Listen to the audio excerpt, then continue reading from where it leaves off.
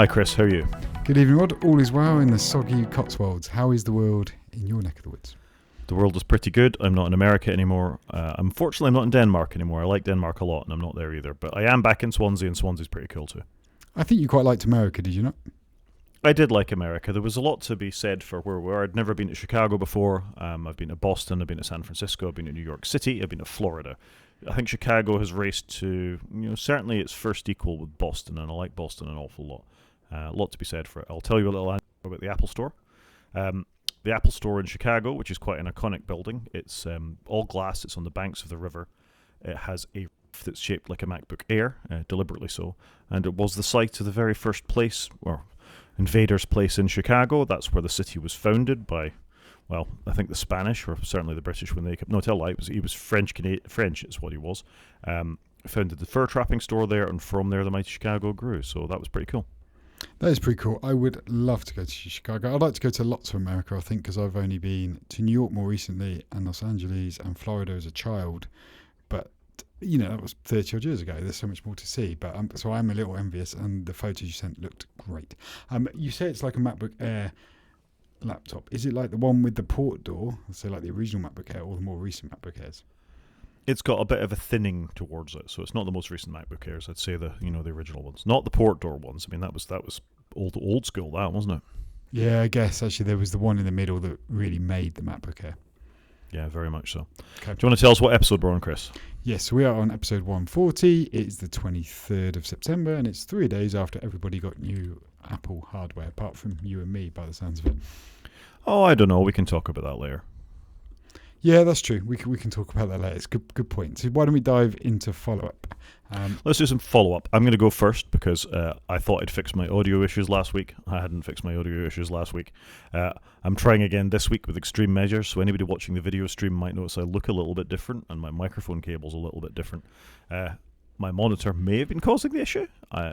Microphone cable, which is what I thought I had fixed it a minute ago, but we shall see. Yeah, I'm not sure if we have fixed it. I think I've heard 2, but it's better than what it was on our first attempt. I think we should persevere, but I don't know what the options are because you're having very much the problem I had 2 years ago when we started. I was fine for a period when I started using my Mac, and then all of a sudden I had clipping or whatever we call this, and you're now having it, but yet you've unplugged everything. You've tried different cables. It's very bizarre, isn't it, how it's happening. And my only option back then was to blow my Mac away and to go again. But it's definitely not as bad as it was. Well, I'm very depressed. This could be Depressed Rod podcast. Anyway, let's crack on and get onto it. Should we talk about stopping some Sequoia monthly screen recording prompts? Yes, we talked a little while ago, didn't we, about Sequoia, and there's a new prompt in it that pops up every week, and then Apple changed it to every 30 days, and there's now I'm going to say a hack. You can go and edit a file in the terminal, and you can basically change it so that it doesn't pop up for a long period of time. It's quite a cool workaround. It's a bit crap you've got to do this sort of workaround. And if it's this easy to do a workaround, if somebody knows what they're doing, and they are trying to watch somebody's screen, then they're just going to do this. So I don't think Apple have done it in a great way. No, and you got to think that when there's a point upgrade, you probably do it again. Yeah, that's true. So it's all a bit, it's just Apple being Apple, I think. It's worse than Apple being Apple. I mean, I won't go into length about this, but I don't like this. I think they should allow an option for go away and never bother me again. Agreed. Maybe just some sort of extra indicationer in the camera or microphone icon when it's live, the way they do now anyway. I mean, you can see when the camera's doing it. Just give us a thing for when the screen recording's happening too. I'm there with you. I don't understand why they're making it like this. I think they've got the solution in front of them. Just use the notification thing that we've all come to know, up in the top of your phone or your Mac. It's green or it's amber or purple. Done. Boom. Yep. Problem solved. Madness. Another thing is it wouldn't be iPhone release season that is having some sort of gate, and it appears iPhone 16 Pro users particularly are experiencing touchscreen issues with some taps and swipes being ignored. So I'm not sure if this is just the 16. I think I've had a little bit of this on my 15 Pro, so last year's phone. I think some of it is possibly the software, but also possibly where you've got I'm looking at my phone now, where you've got really narrow bezels, and you're holding it and your thumb's resting on it, but maybe you're doing something on the other side, but it thinks your thumb's touching the screen, so as you're holding it. And I think I've had that quite a bit. Enough just to niggle me every now and again. And look, my phone's on the screen, because the bezels are so damn small, which is good, but obviously slight usability issue there. I go with that. I find some odd behaviour with iOS. And I think it was present in iOS 17, to be fair, where sometimes it's rejected, some things are ignored. I find it repeats words an awful lot, like it seems to catch going very quickly one after the other, or something like that when I'm typing text and all the rest of it. I do get some odd behaviour. Yeah, just being a little odd. And when they brought the new iPads out, I was a little gutted they hadn't shrunk the bezels, but actually maybe I'm a little happy they haven't shrunk the bezels. I mean, this seems like something that can be fixed in software. All they need to do is improve their finger sort of rejection or sensitivity. It's a hard one though, isn't it? That's where you need people to, really play with it and really use the devices to see if they've fixed it. It's not just something you can programmatically do, I think. There are a lot of iPhones, though. It's a fair point. And they must, I guess they gather analytics on it, I don't know. I would have thought so. If you opt in, well, remember the scandal of them taking the data anyway. If you opt into analytics, that's the kind of thing they should surely be recording. User tapped here, registered there is surely not beyond the bounds of possibility. Yeah, that's true. That's fair. One to keep an eye on. I'm sure we'll have an update on that fairly soon. Yeah, I'd imagine Apple will say nothing, and then people just go, oh, it seems all right now, I've updated to 18.1. That's probably what's going to happen in this scenario. Yeah. Speaking of things being ignored, my click is being ignored. So do you want to tell us about the next story? So next one up, we've got Apple Intelligence is now available in the public beta. So just before the iPhones came out, Apple released 18.1 first public beta, and then today they've just released the next developer beta. So we're well on the train now, but you can now play with Apple AI, Apple Intelligence. So I was going to say Apple AI, that's the wrong one, isn't it? Apple Intelligence on your 15 plus or newer phones, or your M1 or newer iPads, or your M1 or newer Macs, and you can now play with it and see how rubbish Siri still is. I think that's what I'm going to go with, because I've got it on my phone, but I'm super disappointed with it. Yeah, I'm kind of with you on the Apple Intelligence thing, and it's been interesting listening to people's feedback. Craig Hockenberry in particular has been very vocal about the fact that the summarization of emails and things like that is actively dangerous because it summarizes the wrong thing. Yep, I concur with that statement. And you read it and you think you've got the summary of it and your brain's processed it as having read it, but actually the email didn't say what you think it said. And that is a problem. That's not the way human beings work. It's not the way we expect our summarization features to work, and this isn't good enough. I agree with that. As we talked about, I think last time I'm buying a car, I think my email said something about I could get the car on this date, but the summarization had misinterpreted it and got it wrong, and had conflated the response from a previous response in the thread. So it was a little frustrating, and these weren't wordy emails. So I'm mixed on it. I've left it turned on, but I find it a bit with the live transcriptions on voicemail just very hit and miss. It just doesn't seem to do well with certain accents, I guess, here in the UK. And then obviously my name is Chris. You'd have thought Apple Intelligence knows my name is Chris. So on a voicemail, probably somebody's going to go, "Hi, Chris," whereas it seems to get Chris wrong a lot. Whereas you think if they're really doing the next generation cleverness, they would know some of these things, but obviously it's not that clever. It's not that clever, and I will say I transcribe the show every week into a tool called Whisper, which is based on OpenAI's Whisper model. I use Mac Whisper. It does an amazing job of transcribing the show. I use it for sort of putting in markers for chapters and things like that afterwards. When I have tried similar using Apple tools to live transcribe, it's about 60% as good, I'd say.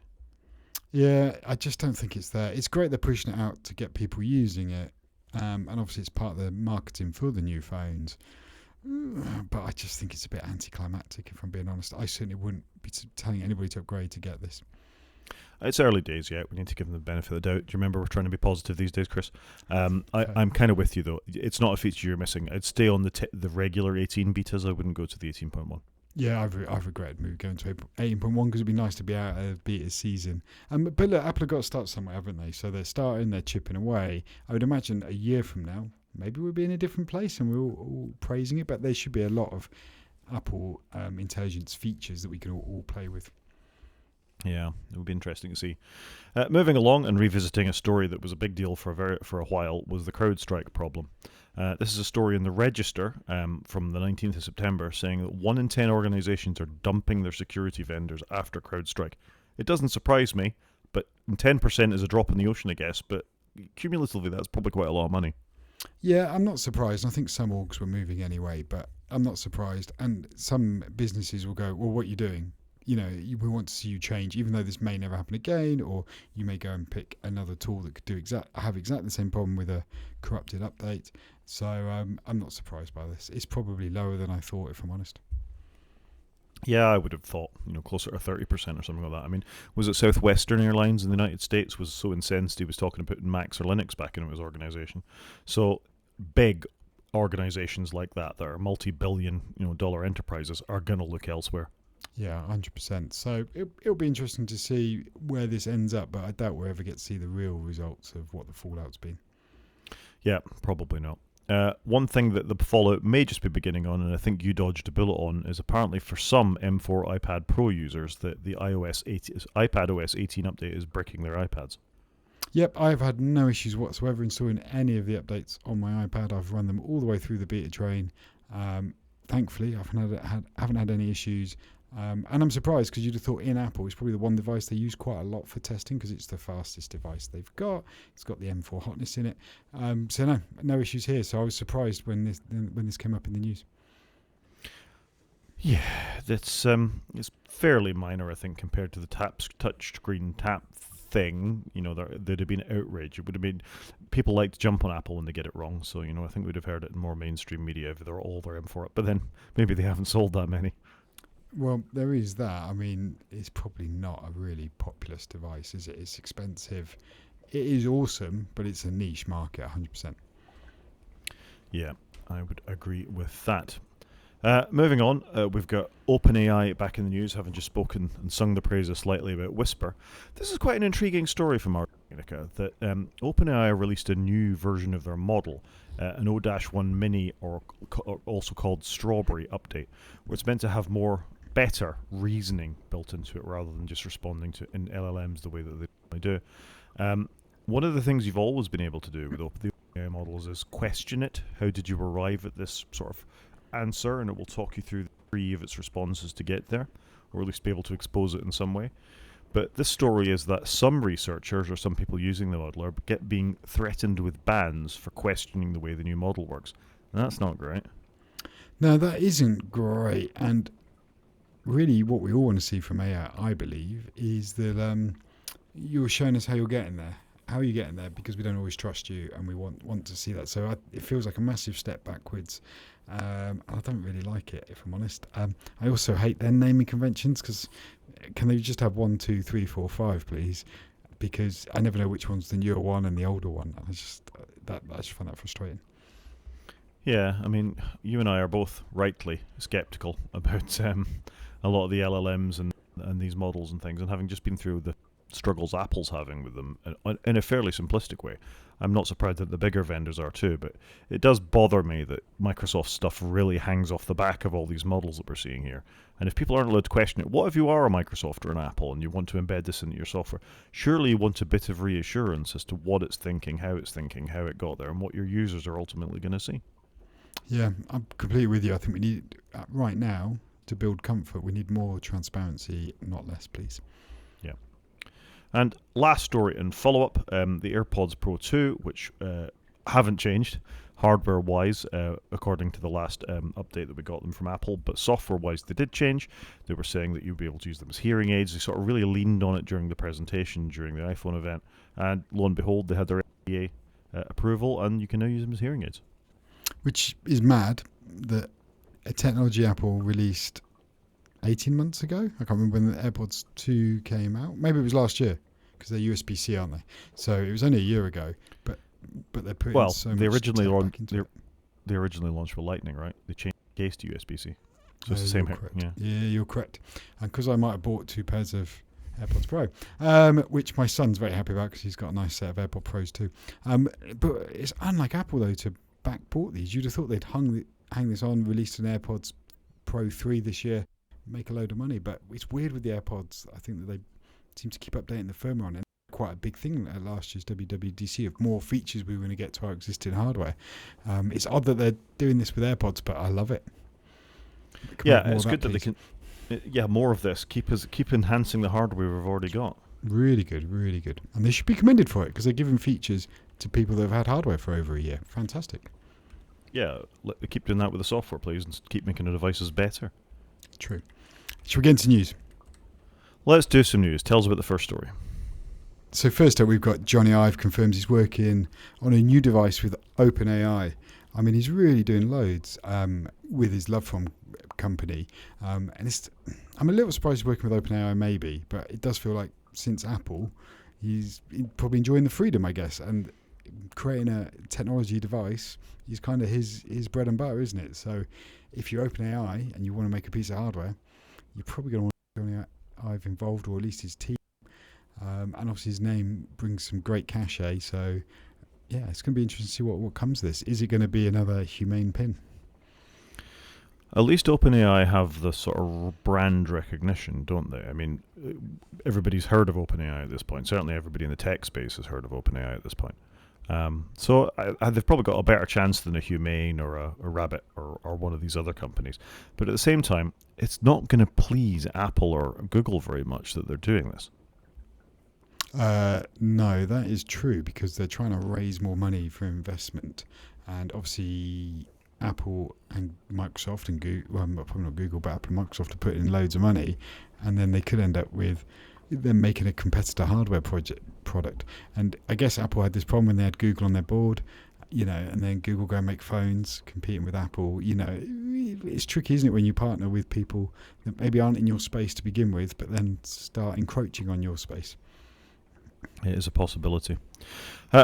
We'll have to wait and see what happens, I guess. But Google have got Gemini. They might not be that bothered about this. But Microsoft and Apple, who do both make hardware and are both investors in OpenAI. It's going to be interesting, I think, to see what happens. It will be. Moving on, in 9to5Mac, they're reporting that there's an issue with macOS Sequoia's firewall, which is disrupting security tools. And as I'm reading this story, I'm wondering if some of their audio issues could be related to firewall-related problems on computers, genuinely. It's a fair challenge. I haven't seen anything, but equally, this is the first time we've recorded. We've both upgraded to Sequoia. I don't know if, I guess, is the answer. It's an interesting thought because not many podcasters are quite conservative in the sense that they don't quickly update their hardware. They've got a working setup. They don't want to mess things around. You find out when you do go to betas, you have issues. We're on the final release. Maybe we are amongst the first podcasters to be hitting these issues. True, we've not had a minor point update, have we? Which sometimes you get, which just addresses a few of the teething issues. So you are correct. So fingers crossed, maybe we'll get a point update for next week. Maybe, but this particular thing is related to the firewall. It seems to have broken some security tools for sort of upgrades in virus management. There's some networking equipment which uses host-only virtualization software, which uses host-only networking like TM that we've featured in this podcast before that are stopped working. Some third-party VPNs are affected. So the firewall is the bit of software, sometimes hardware, on your computer or on your network that allows the things out and hopefully only the right things in. So if things start to go wrong with that based on what you allow to happen, it can be quite catastrophic for your computer because, let's face it, everything goes through the network these days. So this is definitely one that I hope gets fixed soon. Yeah, agreed. It'll be interesting to see. But again, will Apple actually tell us when they fixed it? Yeah, absolutely. The EU fighting the good fight, possibly, again. I'm not so sure in that case. This is a story in the Register about a new EU directive, or one that's about to go live anyway, that could affect the mobile market. And this is effectively those mobile phones that are newly made in countries like China and others that still feature connectors that aren't USB-C may not be eligible for sale in the market. Now, this isn't second-hand devices, i.e. if I were to go off and sell one of my old iPhones, if I lived in the EU and I was going to go and sell one of my old iPhones in the EU, I'd be able to do that because it was an EU device. Whereas if I'd had it imported from America and I went to sell it with a Lightning port, I couldn't do that. So that's the point, is that you're not meant to be recycling devices that don't have a legally compliant connector inside of the block. So that could mean there's a lot of e-waste created, is the way I read this anyway. Yeah, it does make sense, but yeah, I don't know. I'm a bit mixed on this one. I found the article quite hard to read. I was like, are they on about second-hand phones for a minute? But no, they just mean the older devices. But I thought it was only new devices that had to move to USB-C, or was that just phase one and then this is phase two? Well, it's not really phase two. It's just you're not meant to pull in you're not meant to create e-waste by pulling it from elsewhere. I think if it's already in the market and it's secondhand, you can use it. But you couldn't like import a batch of older Lightning iPhones from America and then sell them in the EU. Right. Okay. Got you. So Makes sense. yeah, it's not the clearest law. I see what they're going for. They want one standard to ultimately drop the e-waste, but this seems a bit odd. It does, but how much e-waste are they causing by forcing people to update early? And then what happens when something better comes up? That's my other nervousness. I think when you read the law, the USB-C law is, it's not going to stop. It's not meant to stop manufacturers iterating. So if USB-D comes along and it's the best connection standard known to man, then they'll move to that. It's not going to force you to stay on USB-C. But the point is, at the moment, there isn't a better standard. Phones should use it. Things should use it. And you and I have lauded the USB-C for a long time now. So for the moment, I think it's good enough. Yeah. Okay. Fair enough. Should we talk about a very sad story? Go on then. A very sad story. So OceanGate, which the company that owned the Titan submersible vessel that imploded, be about 6 months ago now at this point, maybe a little bit longer, on a dive to the Titanic, relied on a hand-typed Excel spreadsheet for its software and navigation systems. Not just hand typed, but from a notebook. So people were writing coordinates down in a notebook and then transcribing them into a spreadsheet, which just marginally blows my mind, if I'm being honest. Yeah, I mean they'd done 80 dives in this submersible, and they'd always used this thing. And I guess there's no real GPS underwater. You can't get many satellites when you're that far down, so your points of reference are going to be different. And like you say, they shouldn't change all that much, I guess. Surely you could just reload the thing that was already there, whatever waypoints you wanted to hit. Yeah, it seems odd to me, and reading through it, apparently there are tools you can buy to do it, but they wanted to make their own, and they didn't get time to build their own, and then obviously it's just not great, is it? Just, you say handwritten coordinates, then transcribed into a spreadsheet, it's just, it does not fill you with any confidence. But this company, and we talked about it before when they were using like a Logitech controller to control the sub. The testimony given the day before this Excel thing came to light was on a previous dive they'd heard a crack and it was maybe a few microns of damage in the pressure hull. I'm sorry, you're in a submarine that's going very, very deep in the ocean. I don't want any microns of damage in my pressure hull, please. No, let me out is all I would say. Let me out. Yeah, back to the surface. Yeah, so this seemed like a disaster waiting to happen to me, this whole setup. And this jankiness, this approach to software engineering using things like this, no, spend the money and get the best software on the market to do this, because you're messing around with people's lives. Yeah, or if you're going to do your own, but engineer it properly. Pick one. Either buy it or do it properly. Don't do the middle option. Totally. Should we have a slightly amusing but semi-serious story about Elon? Yeah, this was odd, this one. So I had to read this. This one also threw me. So I read this and I was like, Cards Against Humanity, they're the people that make the card game. And then they've bought some land in Mexico back when Trump was on about building a wall so that they could have a plot of land that Trump couldn't build his wall on. And they got donations that they crowdfunded. And then it turns out, here we are many years later, they bought it in 2017. And then many years later, in 2024, Elon's parked a load of scaffold and diggers on it for SpaceX. And they're using the land that SpaceX don't own, even though they've bought up some land. But they haven't bought this plot. It's just a bit odd, isn't it? And Cards Against Humanity take them to court for being on their land. I think it's a great story. And fair play, Cards Against Humanity. Just to disrupt Donald Trump's thing, well done. But the fact you're now Cool. actually potentially disrupting Elon Musk's thing as well, that's double plus cool. Double plus cool. And you're suing Elon. Yeah, okay. I can get behind that. Yeah, we can all get behind that, I think. Do you want to tell us about Qualcomm maybe buying Intel? Whoa, so when I read this, I had to do a double take. And then after I did a double take, I thought, actually, I can see this now. So Qualcomm, who makes modems, 4G modems and other chips, want to buy Intel. And most of our iPhones have got a Qualcomm modem in it for our cellular connectivity. Apple bought Intel's modem business and have struggled to do their own modem and are still using Qualcomm's. But obviously they've making enough money now, and Intel isn't doing that great, and so Qualcomm want to buy Intel. In what world is that going to happen? Like, if you'd have said to me 20 years ago that Intel might get bought by Qualcomm, I'd have gone, no, Intel is huge. They're the biggest chip company in the world. And then, yeah, it's amazing how quickly your fortunes can change. Well, it is, and if you think Qualcomm, you think of them as modems and things like that, but actually their silicon powers almost every Android phone in the world with a Snapdragon processor, and we've been talking about them running Windows recently as well with the Snapdragon X Elite. So they make some good, very small micron level silicon and have iterated very successfully and make a lot of it. Intel's market share isn't what it was. They're clearly struggling, although to be fair to them, they do seem to have a bit of a plan to do something about it now. But they've got AMD up against them, they're losing with Apple Silicon, and Qualcomm are definitely eating their lunch on the mobile market and have been for some time. Yeah, Qualcomm's kind of one of these companies in the background. Everybody's probably used their devices, but doesn't really know, most people wouldn't have heard of the name or know who they are. Yeah, I think it's fair to say. But this is one of these stories where I don't think it will go the distance. I can't see Intel being bought by somebody like a Qualcomm, really.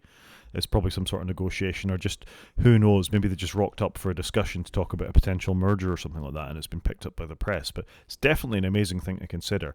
Intel was the unstoppable, 400-pound gorilla in the room, like IBM used to be. But times they change. Times they change, and I could actually see this happening, because I think Intel are really struggling to find their foothold in, graphics cards, AI, all the stuff that's hot right now. Intel aren't there. They're not there at all. Another company that's sometimes not there are Microsoft. And Microsoft have released a new Windows app called Windows App for running Windows apps. This is Microsoft, well done. I don't know who you get to name things, but this is just mind-boggling to me.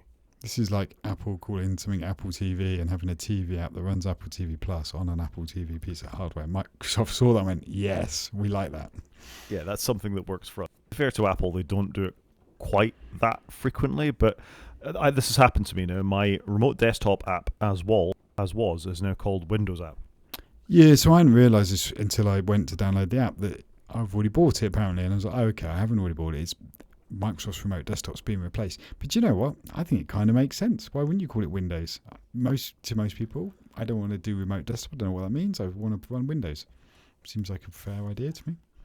Yeah, you're of an age, as I am, as a Windows system administrator, I wouldn't go and look for Windows Remote Desktop. I'd fire up a command line prompt and type MSTSC, Microsoft Terminal Services Connection. Yeah, terminal services. Whoa, it takes me back. That's what I think of when I think of remote desktop. Windows at least, not on the Linux side. So this does slightly stagger me that I bet inside of Windows 11 it's still called MSTSC if you do Command R. Yeah, well, Control Panel's still there, so the chances are there's still some other legacy. But I think it makes sense Microsoft calling it Windows, because if you're on your iPad or your phone or your Mac and you want to run Windows, they want you to type Windows in and not remote desktop. So I will give them a pass. They're not getting a pass from me for this. But whatever. This next story, it's not as bad as the ground-up donkey stuff. Well, no, it is as bad as the ground-up donkey stuff that we talked about from Amazon before. There is a company in America, which are a homeopathic company. Now, I'm a health researcher, so I have a very dim view indeed of homeopathy. But this is a nasal spray that's meant to, clear your nose and all the stuff that nasal sprays are meant to do, that actually has contaminants in it that is killing people. And this company has been warned before, Green Pharmaceuticals. They've been warned by the FDA again. It's called Snore Stop is the point of the product, and it's meant to stop you snoring. It's homeopathic, so it won't do that. What it has got in it is significant microbial contamination, according to the FDA. So the last thing you want to be doing is spraying contaminated fluid into your nose. It's quite close to your brain, your nose. Yeah, I get the FDA has asked them to not sell it. Can they not just go do a recall now? Like, why are you asking? Sure, you should be telling. This is surely the point of a regulator, is that they can stop this kind of thing happening. And another thing I just find amazing about American regulations of things is that they seem to be able to just continue to sell this despite warnings from the FDA. Yeah, it's ridiculous, isn't it? Surely stop it now, recall it, job done. I just don't understand why this is even a thing that's happening. Again, depending on who listens to this podcast, this could lead to me being cancelled. But I don't think there's any validity in anything homeopathic at all. I think much of it is extremely dangerous. There's a very good Mitchell and Webb sketch, which if you rewrite in the show notes, Chris, I'll remember to link to, about homeopathic ED. Let me just read this paragraph to you. Snorestop is said to contain dilutions of Nux vomica, a natural source of strychnine, belladonna, deadly nightshade, ephedra vulgaris, a source of the drug ephedrine, that's adrenaline, hydrocastis canadensis, a toxic herb, calibiochromium, potassium dichromate, which is considered toxic and carcinogenic, Tecurium marum, similar to catnip, Histanium hydrochlorum, which is histamine dihydrochloride. So that's just what's kicking around in the bottom of this. Now, most homeopathic things are actually just water distilled down to the essence of one drop of something in it. Not in this case. It's got gross microbial contamination, and it just blows me away that the regulator can't stop this being sold. Yeah, completely bonkers. Stop it now. Let's get it done. Amazing story. And last one, we talked about my car choices in the last episode, and I just thought it was interesting, more or less after we finished recording it, there was a recall in America for the Volkswagen ID4 because the doors can randomly open when you're driving along. Yeah, the doors can open whilst you're driving along. What? That feels ridiculous, does it not? Volkswagens are high-quality vehicles, or were. I think, though, and this possibly explains why they've bought into Rivian, their whole ID range just hasn't landed well. What they need to go and do is, and I do think they should do a little bit what Beamer's done, and take your Golf and make a EV version of it. Take your Passat, make an EV version of it. They've got good brand names. Why have we not got a proper e-Golf, or whatever you want to call it, and an e-Passat and an e-Tiguan? You know, you've got really great products there. Why you did this whole ID range where you just went off-piste? And I just think they've got a lot wrong. And they're walking some of those decisions back, aren't they, with having, you know, not having controls and things. They're having to improve it. They tried to do all the software game. Why don't you choose the software they had out of their combustion engine car? I think for some traditional car makers, and I know you want a proper EV, but I think maybe that was their transitionary route to get there. They did that, though. There was an e-Golf. There was the Golf GTE. There was the Passat GTE. So I think they did do that. There are limitations with the traditional car shape, in the sense that flat floors, for example, spaces for transmission tunnels that you build into the car and all the rest of it, that you don't need in an EV. The batteries are under the floor. They don't need to be that. You want to get the weight distribution low. I think there was probably a less aggressive route they could have taken. I don't think BMW has the right route particularly. Their iX3s and iX5s haven't been well received by the EV buying public because you're taking a heavy vehicle and you're putting something even heavier into it, and you're not getting any of the benefits of that. Polestar, they were at the Polestar 2. I don't think they did that right either, because that's basically a Volvo XC40 with a slightly redesigned chassis on it. It's still got a transmission tunnel. So why does it need a transmission tunnel? It hasn't got any blooming gears. So I think there is a better route to be taken where you still have a car-shaped car that, you know, has the right things of EVs in it. And I think all the companies were looking at Tesla going, oh my gosh, they've made something quite different looking, quite futuristic looking. We need to do that. And you can make a car-shaped car that is an EV, and I'm trying to think of one off the top of my head.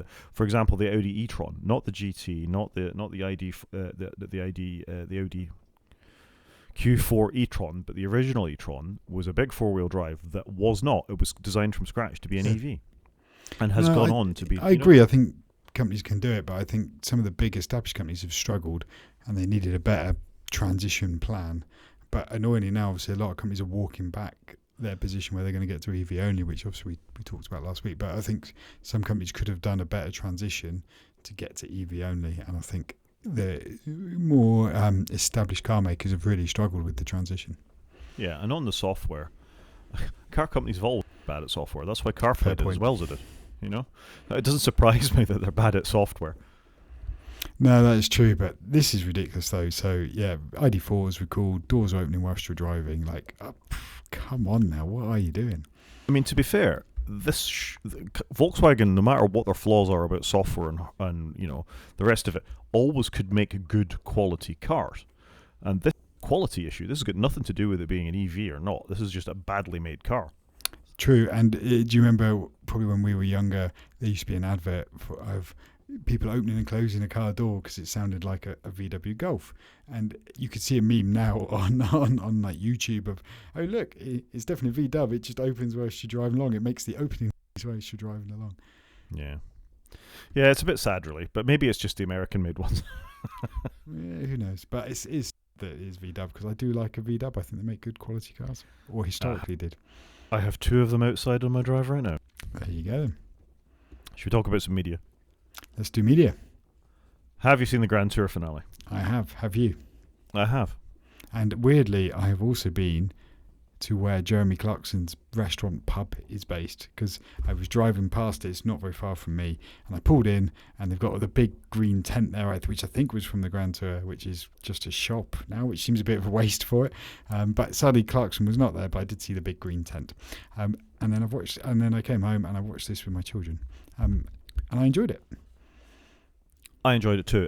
That big green tent's interesting. I think they did a special event where he did sort of a Q&A. He showed it to a bunch of his friends and family, and people who, I don't know, won a lottery or something, and actually did like here we go, here's the Grand Tour finale, and any questions, they did a Q&A afterwards. I saw it on YouTube, somebody filmed it, so that might have been what the tent was for. Yeah, no, they had another tent, so they were doing that the night I was there in the day, they were doing that in the evening. They then had a massive marquee going up as well for all of that. So the tents, they're more for the shop, and you can buy food in the day there, because I guess they get so many people wanting to go to it that they're trying to cater for them. But no, I've watched the Grand Tour finale with my kids, and I generally quite enjoyed it. And it was only at the end when they said they've been going 22 years, I realised I've been watching those 3 for over half my life, which is mad, because I do love cars and I've enjoyed the shows. Whilst I prefer, in a way, they just went back to doing segments on cars. That's the bit I used to enjoy and still do.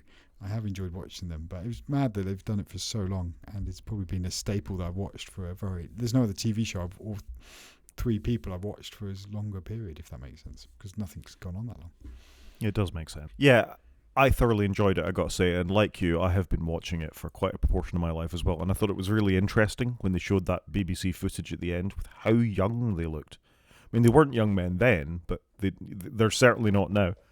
Yeah, they were way younger then. I mean, Clarkson's in his 60s? He must have been in his 40s when he started doing Top Gear. So, no, I thought it was good. I thought they ended it well, and it was nice. They ended up at the Rock where they'd filmed the first one, and they put the footage in of what they looked like then and what they look like now. I thought it was good finale for it, and everything's got to come to an end at some point. All good things come to an end. That was the name of the Star Trek The Next Generation finale. There you go. But I thought they landed it well, because they could have got it wrong. They could. And just a thought, I used to get really bored with some of the Top Gear segments where they'd go off and do the supercars. I didn't really care about the Lamborghinis and the Ferraris. I wanted the stupid things with cars you could actually either buy, or a silly little challenge with them racing around against each other. And I think they made the most of that. Yeah, they did. They've done a good job overall, and obviously they played to what the audience wanted. So they've done very well out of it, haven't they? Another finale, Celebrity Race Across the World, that came to an end last Wednesday. Again, I thought it was a terrific end to that race. Yeah, do you know what? It was a really good ending. Watched it with the kids. I was a bit sad to see it finish, but it was really good, and they kept you hanging on right to the way they edit the show is fantastic, and how they make bus rides exciting. But it's all in the edit, how they take what must be a huge amount of footage and distill a week down into an hour, a week following 4 or 5 pairs of people, and then just distill it down, and at the end it's still quite tense who's going to win. And I still didn't know until the book was open. I'm not going to spoil it for anybody, but just fantastic. Loved it, and the kids really enjoyed it. It was really good. Yep, I absolutely want to go to South America now. I want to go everywhere. I think that's all I've learned. There's so many cool countries that I've never been to, so it looked amazing. One finale I didn't watch, Celebrity MasterChef. I just included this because we're having a run of finales, and I was a bit sad. Celebrity MasterChef's ended as well. I generally quite enjoyed that. Even my kids started getting into it, which was interesting. And they did have a gladiator in, which I think one of my sons quite enjoyed because he likes big gladiators. So there you go. Celebrity MasterChef's finished too. So everything's coming to an end. It is. One thing that's only just started and we have neglected to talk about is Taskmaster Season 18. I think it's 18, might be 19. Has launched in the UK. It's back. It's as great as ever. I co-sign that. My kids are watching it with me. It's fantastic. Love it. Yeah, and a nice group of celebrities we've got this time as well. Even Jack D doesn't seem quite as morose as usual.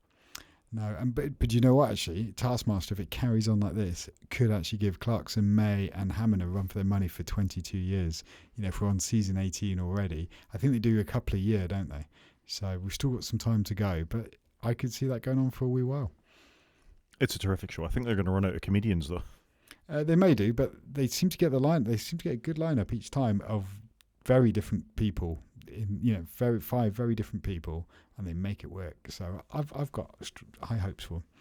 Yep, I think it works well. And then the Bake Off is back. Starts this week, I believe.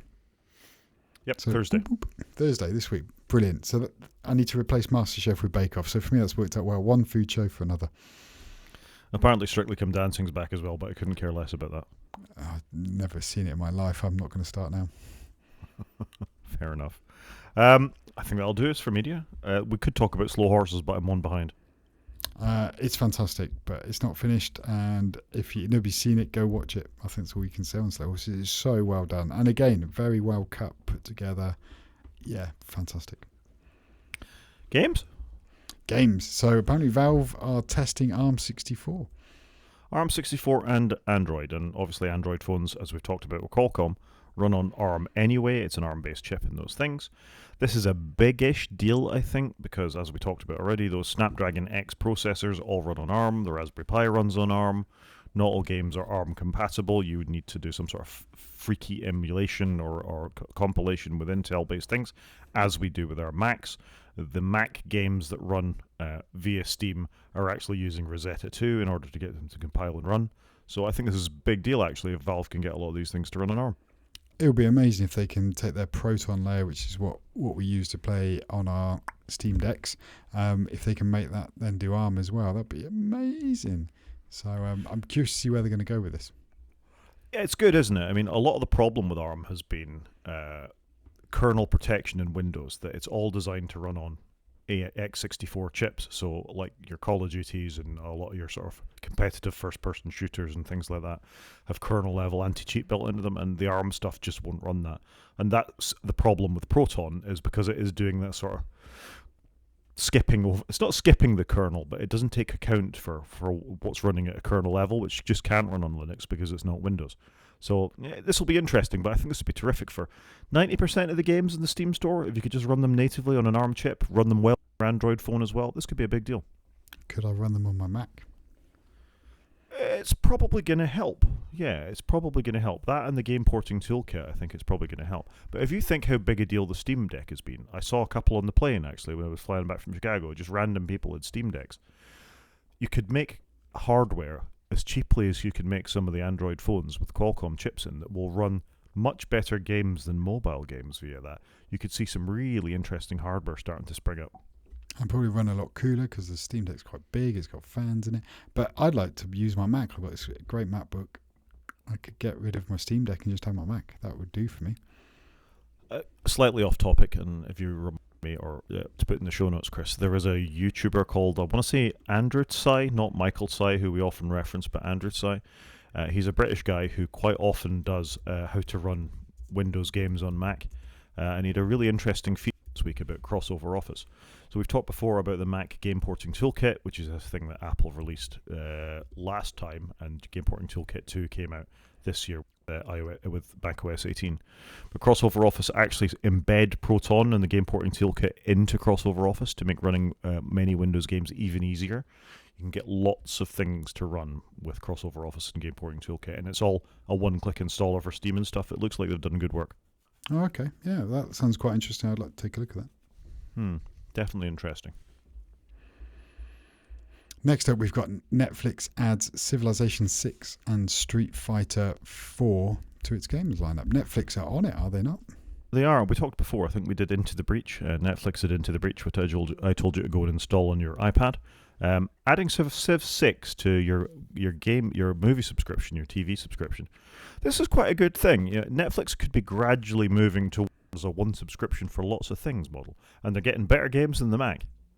They can better games, and also, but you're sticking Civ 6 on it now. When there's a bit of talk about Civ 7 coming out, some people might go, oh, you know what, I'll go replay Civ 6. Where should I play? Oh, look, I can just get it on Netflix. Job done. Yeah, I'm already paying my whatever it is, the £17.90 a month or whatever it is for Netflix. £17 a month to get HD or 4K, should I say? Yeah. I'm about to hit this again because now I have 2 children away at university. They're both going to be using the Netflix account, and I wonder how long this will last. I'll just cancel it now. See, we can live without Netflix in my house because we just don't use it a huge amount. But I appreciate we are very much an anomaly there. You do not have teenagers. I have one, but he doesn't watch anything. He just watches the whole of YouTube. The whole of YouTube. Did you pay for a YouTube Plus subscription for him? No. You're exposing him to those ads, I see. Yeah, he's got to learn to deal with ads. Wow. Has he got to learn to deal with the PlayStation 30th anniversary PlayStation 5, though? So I've put this in here because, man, do I want one of these. I think this looks awesome. I love the PS logo, it's back being colourful. I love the grey. And the greys never look so good. But I think they've done a really good job with this. They've brought the PS1 colour scheme to the PS5 and PS5 Pro. How cool is that? It's okay. I don't mind the white one, though. It's, I had a PS1 in that grey. It was fine, but I thought the PS2 in matte black was cooler. Yeah, I just love it. I wouldn't mind to pick up do you know what, actually? I probably just need to buy the grey controller. That would probably scratch my itch because I don't really see the PS. It's in a big cupboard where I've ripped the back off it so I can get some air in there to cool it down. But I just think it looks cool. I think they've done a great job with it. They've even done the boxes that look like the original PlayStation box. I just think it looks cool. Like, fair play. They've lent into a bit of their heritage. More companies should do this from time to time. And they haven't done it every year. They've done it once in 30 years. That's cool. Yeah, I think celebrating a major birthday with something like this is great. It casts homage to the original console, and I think that's a good thing. The original PS was a fantastic console, and I've had every one of them since, so I've got no problem with it. I'm not going to buy one, but I've got no problem with it. Yeah, I'm not really planning on buying anything at the moment, but I just think they've done a cool job, and I just think it looks awesome. Yeah, I meant to talk about this, speaking of PlayStation, is PlayStation released a game called Astrobot in the last couple of weeks, which is kind of he's the mascot of the PlayStation 5. There was sort of a little demo involving him to give an idea of how well the controller worked when you originally installed the PlayStation 5. I don't know if you played it came with Astro's Playground. Do you know what? I have barely played it, but my kids actually quite like playing that game. But they've released a full game now featuring Astro, and it is meant to be absolutely incredibly good. Back to Super Mario levels of good called Astrobot. So I keep meaning to investigate it and maybe pick it up. Is it a game you have to buy? Is it a free game? Or? It's a game you have to buy. It's a full-on proper game. And also pays homage, second time I've used that this podcast, to a variety of PlayStation characters. So, for example, you can unlock Nathan Drake version Astrobot at some point who is special. So it's meant to be fantastic. I have not read a bad review about it yet. Okay, I'll have to take a look. Like I say, my kids quite enjoy Astrobot, like Astro Playground, so maybe one to pick up in a sale. No, this is a 2024 game, specifically for PlayStation 5. That's meant to be terrific. Cool. 80 levels, 6 galaxies, 50 planets. It sounds quite a good size then. Yeah, I think it's a good game. September the 6th it came out. Okay, so very recent. Yeah. Anything else in games? Sadly not. Shall we do a main show? Let's do main show. So quite a bit of the main show this week. There is, but 2 of these stories are relatively quick. We've talked a lot about AI on this podcast and on others. This show we've even mentioned ChatGPT, OpenAI and Google Gemini and Microsoft all making use of these things, and Apple. We had a story about 4 weeks ago talking about how data center usage was something like 62% higher than it had been or something like that, and we both went, oh, that's a bit of a worry when that's so high. I noticed a story in The Guardian on the 15th September that data center emissions are probably 662% higher than Big Tech has claimed. What? That's a huge amount higher. It feels quite high, doesn't it? I did see a story recently about Microsoft looking to reopen a nuclear facility in, I think it was Pennsylvania. This is a real problem, though, isn't it? And this is where you kind of want to do a little bit of what Apple's doing. I know they're doing some of their own data centers, but you want to push it onto device as much as possible, I guess, and so that you, the big firm, aren't picking up the bill, but you're your users are doing it through distributed computing. You can actually see where Apple's model does make a bit of sense there. Actually, why pay for it server side when you can you push more of it client side? It's obviously complexities in doing that. And it was interesting actually. Marco, the person who writes Overcast, has pushed some logic client side from server side, just because again it would reduce his overhead on the server if he puts the logic in the app. And it's we are in that world now where I think some stuff does make sense to do it client side, if that makes sense. It does make sense. The nuclear facility you're talking about is 3 Mile Island. That's the one, 3 Mile Island. So 3 Mile Island almost had a nuclear meltdown, or had a partial nuclear meltdown at the end of the 70s. So, yay! Let's have Microsoft be in control of something that's already melted down once. What could go wrong with that? Worst nuclear incident in American history, I believe. Yep. I believe there was something in the Rockies that's kind of gone unreported slightly, but as far as everybody's aware, and there's a very good documentary about 3 Mile Island, or TMI, as on Netflix. So that's a reason to have Netflix. What you were saying there about Apple doing it on device, I think is reasonable. However, there is a server component to Apple Intelligence in a secure enclave on servers that they've built. So even though some of it may well offload, can't it, to the server? So there's still going to be impact on Apple data centers as well. But Google, Microsoft, and Meta have gone all in on AI. And the electricity usage is one thing, but that's just a symptom of the bigger problem, which is the ignorance of the fact, or the willful ignorance of the fact of the impact this will have on global warming.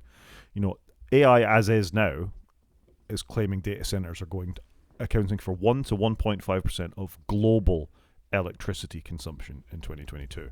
So we're 2 years on, and now we've got the LLMs. And if these things are 7 times higher than what was described previously, that's more than 1.5% of global electricity consumption. And that's why Microsoft are going, I'm going to buy a nuclear reactor to power our ChatGPT model. Does that seem wrong when we haven't really, got to any true, tangible benefits of these AI models? This seems wrong to me. Yeah, it does seem like we're going all in, and I concur with you. We're going all in on it, but yet a lot of people aren't actually using it. So, but there must be enough people using it for them to need to scale up, surely. Or because they're selling us the snake oil, they've got to have the compute there in reserve.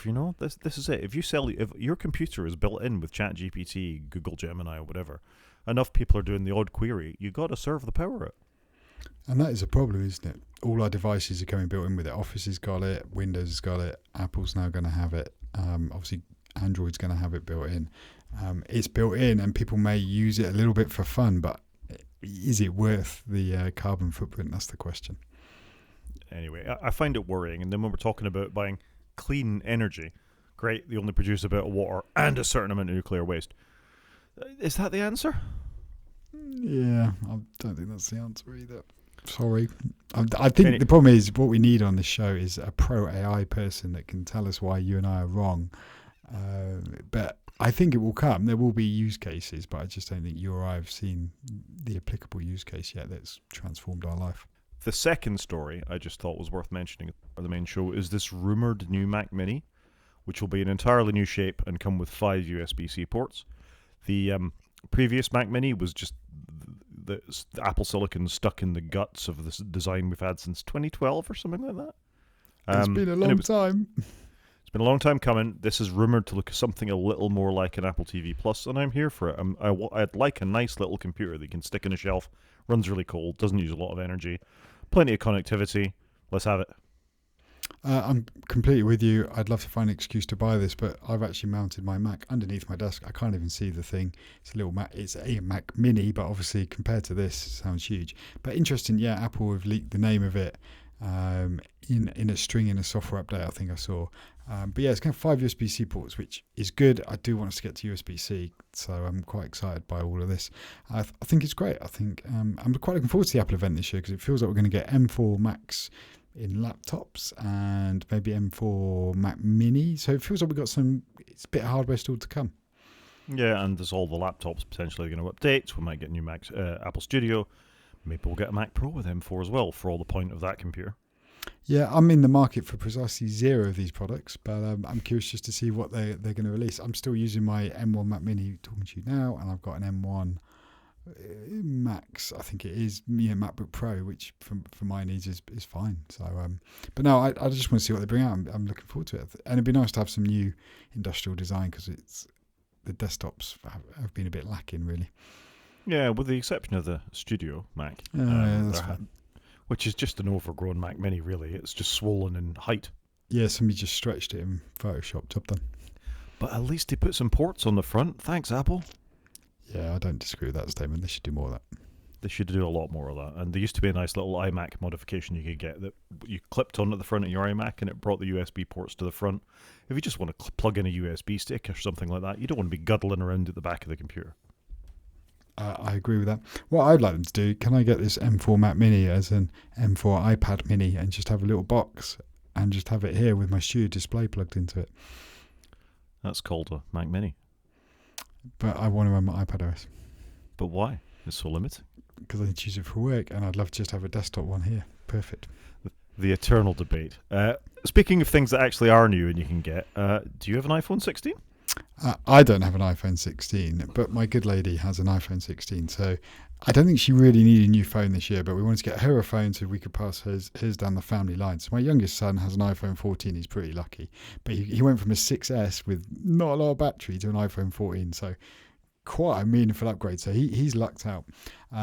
So I just thought I'd give some initial impressions. So I got the iPhone 16 for it, came on Friday. The UPS man just popped it underneath a parcel and walked away after I didn't answer the door quick enough. So that was interesting. He just left it because I thought they would have needed a signature or something. But anyway, phone left. I was happy he left it because I really wanted it. I've set it up for my wife. Had a nightmare moving her eSIM, which I don't know if it was O2. O2 seems to have removed all the abilities for you to download an eSIM off their portal. So it said they were doing maintenance and you couldn't download the eSIM, whereas if you went on EE, you could download your own eSIMs. Anyway, I managed to get her moved after a phone call, set up the iPhone 16, and I'm quite happy I didn't buy a new phone this year because it just felt like her iPhone 14. So she's got a 2-year gap. It felt exactly the same.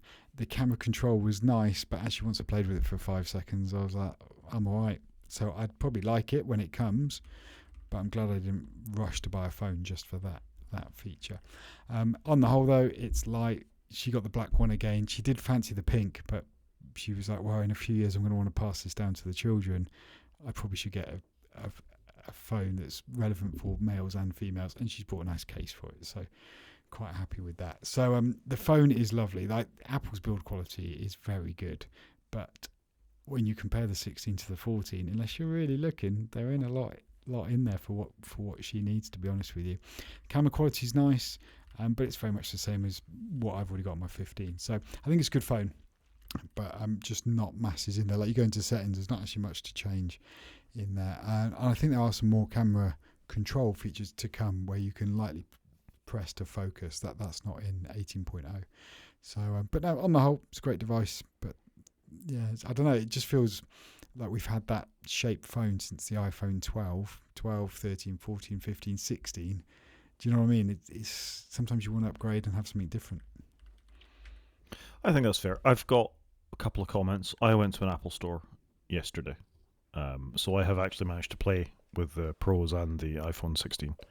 I bought my daughter an iPhone 16. It was her birthday. Good dad. I'm a very good dad, but it was her 21st birthday when I was in America. You could say my guilt was strong. She was rocking an iPhone 13 that when you went into the battery life section said, see user agent. Yeah, that's quite a good indicator, isn't it? So I think it was reasonable that she probably needed a new phone, so that only leaves one in the family with a lightning connector on their phone. Do you want a bit of feedback on her thoughts on it? Yeah, no, of course. She loves the colour. She got aquamarine, which is really blue, and it's really blue. That looks cool. It's a really nice colour. Much brighter screen than she had before. She was a bit skeptical about the camera control button. She thought it was cool, but really wasn't convinced she was going to use it at all. I also pointed her towards the action button, and she said, why isn't it a mute switch anymore? Which I think is reasonable. She said, I have no use for any of this stuff. I've got a button for my camera now, so I don't need that. I want a mute switch. And I pointed out you could customize it, whatever. She said, but I don't launch any of those things. I said, you could launch Snapchat with it. Oh, that was interesting. So you've got to bring it down at the kids' level. You see, I know what the kids are, what's down with the kids. Yeah, I played with a button, and it is actually a button. I saw some speculation online that it was entirely capacitive and it was just resting, but no. When you push it in, it does actually move like a button. I didn't try it with the device off, so maybe it's not. No, it's a button. Feels like a button to me. Um, she's very happy with it. She's coming from an iPhone 13, so it's significantly faster, it's significantly brighter. The cameras are a huge upgrade on what she had, and that's what she's noticing more than anything. Yeah, I do think the cameras are better. But to me, obviously, coming from my 15 to just play with it, they didn't look that different, if that makes sense. So Yeah, I think it's a good, solid device, but in your daughter's coming from a 3-year-old device, she's going to notice lots of improvements, I think. So, yeah, it is a good device. Apple do make good devices, but I don't know, there just wasn't... you kind of want them to do something different, do you know what I mean? but do you not think it plays into our story of you don't need to upgrade your iPhone every year, be it a Pro or be it a standard? You don't need to. 100%. Even every 2 years is a bit of a but every 3 years is probably the right cadence. I think so now. Now the phones are so established, I think 3 years probably is the right cadence. And obviously for your daughter, it'll be good because she may want to use Apple Intelligence because she'll be down with the kids. But no, you're right. You don't need to upgrade every year. 100% you don't. 2 is a privilege. 3 is probably the right number. Yeah. Anything else on the new phone? No, sadly not. Like I say, all seems fine. I haven't got anything to try out the Qi super duper fast charging, but because we've got MagSafe all around the house, I'm just happy everything works with MagSafe. Yep. iOS 18 for the family. Any thoughts? Yeah, so I went around and updated all my family. So my sons, my wife, they've all got iOS 18. And it was just quite interesting that everybody was like, what can I do? And I said to my son, you can change the icons to black like they are on mine. They're dark icons. And he's like, oh, how do I do that? And I was like, how do you think you do it? And he goes, I've no idea. I can't see in settings. And I was like, that's a fair point. There isn't anything in settings. You have to push and hold to have it wiggles, then go up the top left and click customize. And once I showed him that, he loved it. And he loves the dark icons because he said it just feels like, it feels new. It feels different. Likes that. And equally, control centers landed well. So on all of their devices, I've done it for them. I've set up like the main lights that we have in HomeKit so that everybody's got them in the same place. So it's super easy just to get to. Boom, you can turn the lounge lights on and off and the bedroom ones and what have you. So they were just the 2 quality of life things, but I think nobody's noticed anything else. I showed my daughter. She could customize her icons. She went, why would I want to do that? And stopped it. And she has absolutely no interest in it at all. And I still maintain Control Center is more confusing now than it used to be.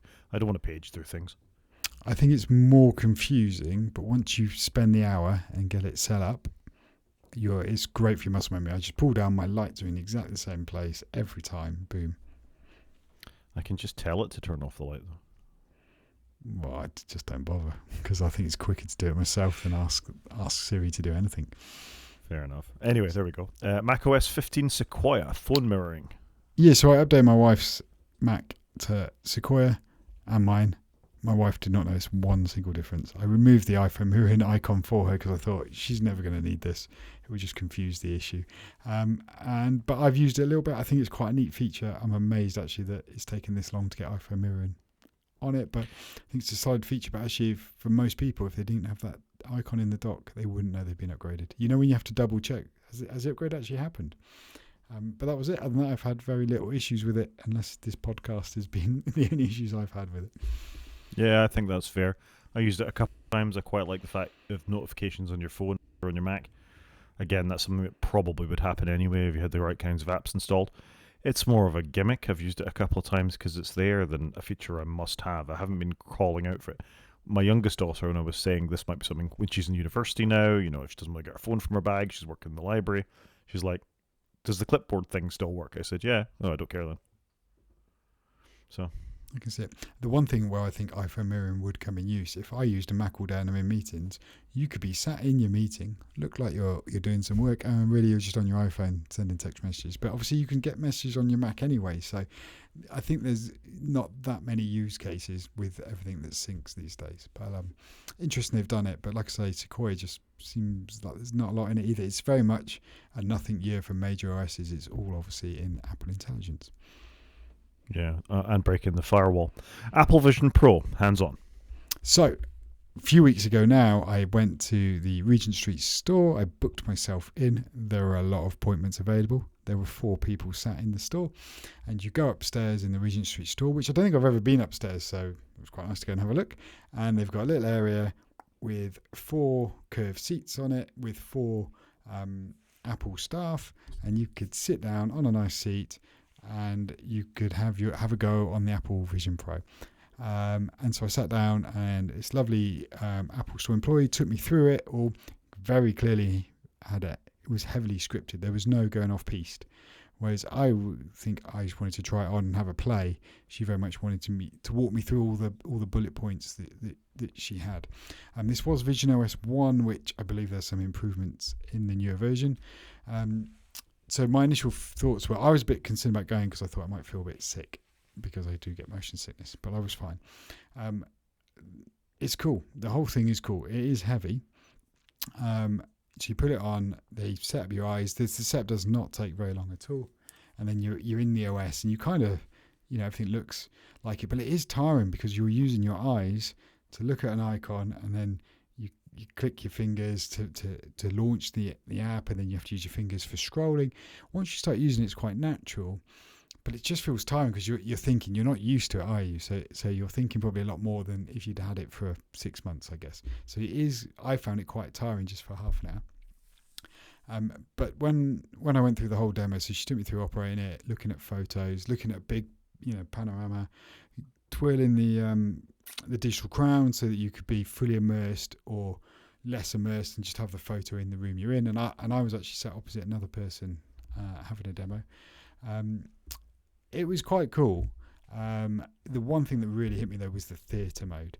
So you're watching it. I think that she put on Super Mario Brothers, the movie for me, the more recent one, the animated one, done by Illumination.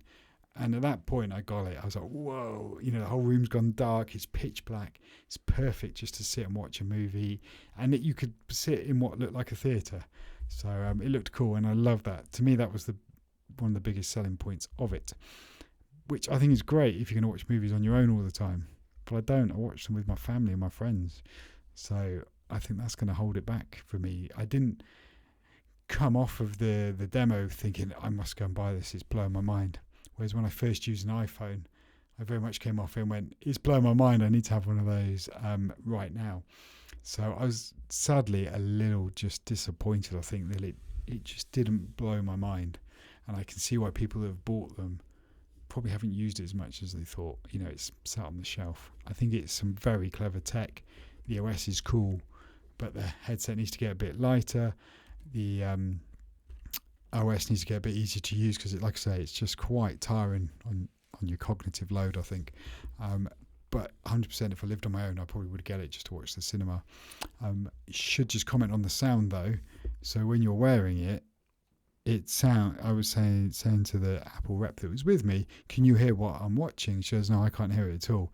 I didn't have anything in my ears, but it sounded amazing. So I think it's an awesome bit of kit. Definitely would recommend. But I just think I'd recommend people try it, but it's just so much money for what it is. And I think there's limited app support. We haven't seen like loads more apps supporting it yet, have we? I mean, this is the problem, isn't it? It's a great bit of hardware that's waiting for a killer feature. Yeah.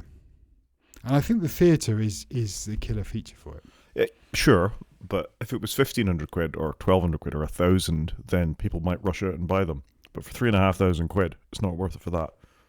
No, and I do think that is the problem. I think I could probably talk myself into 1,500 quid. I can't talk myself into £3,000. I think that is a ridiculous amount of money for me right now. But it is cool. I'm still unsure about, actually, would I even wear it around the house when I'm with my family, because I don't want to shut my family out. But the theatre experience to me was amazing. It was just really immersive just to watch a film. Thoroughly enjoyed it. Looking at photos was pretty cool. But I can see why they're struggling to sell it. I think people just aren't getting it. And like I said, there were loads of demo slots open. I could have sat there all day probably and had a demo. I'd like to have had a bit more of a free roam though. I think doing the guided experience was good for about 5 minutes, maybe 10. But let me have 10 minutes free roam and have a play on it and really understand it. Maybe they need a home rental program for it rather than a 3,500. If you could have it for 20 quid a month for a month, 20 quid you can have it for a month, just to give you a feel for it. They've probably got lots of units kicking around, not doing a lot. They need to work out how they get them cheaper. That's the thing. Yeah, there needs to be a non-pro Apple Vision, doesn't there? Yeah, 100%. How do you get it cheaper? Start getting them into more people's hands, and then that will drive developers and it will drive adoption. But if they made it out of plastic, it would be lighter.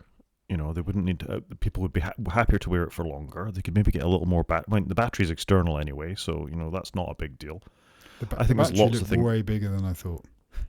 You don't need the eyes on the front. You don't need the presence thing. That could go. You could save money and weight there as well. It just seems, bring Apple software chops to the device, and then you've got a march on Meta. But all the stuff we've talked about up to this point, and this is a surprise to no one, where they're actively putting developers off developing for new platforms, is not helping this device, despite the wonderful experience you had. Yeah, but Apple haven't even converted half their own apps, have they, to it? And they need to get on with that, I think, and be a trailblazer. So I think it's an amazing piece of hardware, and it does look like somebody's taken your AirPods Max and your watch and just general Apple aesthetics, munged it all together. So, it's very Apple-esque. Like I say, was beautiful, very easy to use, but just too damn expensive and too limited on what you're actually going to use it for, I think. And I think that is the problem. Fair play. There were lots in Cardiff, in the very mobbed Cardiff Apple store yesterday. Obviously, everybody was in maybe trying to buy a phone on the off chance. By the way, I had no problem reserving the exact phone I wanted, but there were 3 on the desk in the Apple Store Cardiff, which is only one of the smaller stores. It's not one of the big sort of flagships like Regent Street or Chicago. Yeah, that is interesting. I didn't even really look at them downstairs. They did have some downstairs that you could just look at, but to do the try-on session, you have to go upstairs and book it in. You can't just walk up to it and use it like an iPad, can you? That's the thing, I think. I've just realised I missed a trick. I had a spare hour in Chicago. I could have gone to actually try one on. It didn't even occur to me. There you go. And they're only half an hour viewings, so I guess they have to clean them down. And each time you'll come in, so they can sort your lenses out. For me, that was okay because I don't need to wear glasses, so I just said, no, I don't need a prescription. Yeah, I would have had to think about that. Oh, there we go. Good experience. Let's see what happens next. I'm just glad I tried it. Would love to if they did a more affordable one, I would definitely pick one up. I think just to Fair watch enough. movies every now and again on my own. App of the week. Go for it. It's actually not one I've used, but I just think it's important enough that it needs a recommendation. So, since we've had Sequoia, Apple has front and centered a passwords app onto your Mac. So this is the built-in passwords app that was always part of Keychain before. Now you can get it. It's on your iPhone, your iPad, and your Mac. If you go into app settings, password, and show passwords in menu bar, you give yourself even easier access to your passwords. Will just be there for you. So that's a toot that we found via Ricky Mondello. And I think it's just a very useful little quality of life tip if you do make use of the Apple Passwords app. And I thought it was just worth highlighting. No, I think it's a good point. I've been recommending people use the Passwords app quite a bit actually, because I think people just didn't realise it was hidden away in system settings. It's really good that Apple's now brought it out of system settings. And it's just a lot more obvious, isn't it? It's easier to surface things. I think Apple have done a reasonable job with it. I know it's largely just system settings app, just dragged out and saved as an app, but I think it's cool, and I've certainly pointed my children towards it on their devices because I'm trying to teach them that every time you set up a login, create a random password, save it in here. So I think it's really good. It's amazing it's taken Apple so long to get there, really, I think. Yeah, I go with that. Thing of the week. Thing of the week for me, I've actually gone with an app myself, actually, which is the Reader app. So for a long time I used NetNewsWire, but Reader brought out a new version. I'm just using the free one. It's perfect for what I need. I've just got some tech websites in it and a few other things on an RSS feed. It's got a sync timeline, so when I scroll to a certain point, if I look at my iPad or my phone, it remembers where I am, and then when new articles appear, I just scroll up the list. I don't need to mark anything as read. It just knows where I am in the timeline, and I can just scroll up the list. You can save links in it and watch videos and things, which I don't really do. I just want it more for the RSS piece. But I just thought it was a great little update, and the free version does exactly what I need. Fair enough. Is this different from Reader 5 that I recommended back in show 120? I think this is Reader? Just the new version. There is a Reader Classic. I think this is just the new version. But There I we just go. came across it it's literally just come out in the last 4 weeks or so, I'm going to say, somewhere around that period. Oh, fair enough. Good recommendation. Is that it, Chris? That is it. So shall we call it a show? Well, let's call it a show. And if anybody wants to get in contact, Rod is at g5maniac@mastodon.scot. I'm at _CGP at mastodon.social. You can watch us on YouTube if you go to wakefromsleep.com and click on the YouTube link, or you can drop us an email at wakefromsleep@protonmail.com. Talk to you next week, Chris. Cheers, Rod.